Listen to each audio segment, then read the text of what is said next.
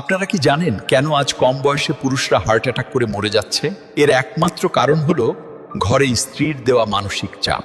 সারাদিন বাইরের টেনশন সামলে ঘরে এসে যখন স্ত্রীর খিটখিট শুনতে হয়, তখন একটা পুরুষের কলিজা ফেটে যাওয়ার উপক্রম হয়। পুরুষ মানুষ কাঁদে না, তারা বুকের ভেতর কষ্ট চেপে রাখে, আর এই চেপে রাখা কষ্টই একদিন হার্ট অ্যাটাক হয়ে তাদের শেষ করে দেয়।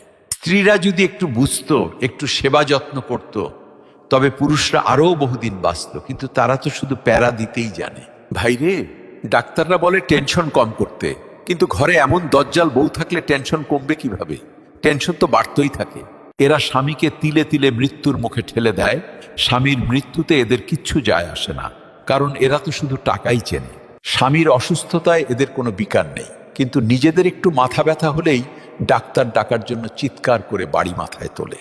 পুরুষের আয়ু কমে যাওয়ার আসল কারণ হলো এই অশান্তি, এই মানসিক নির্যাতন, যা তারা দিনের পর দিন সহ্য করে যাচ্ছে।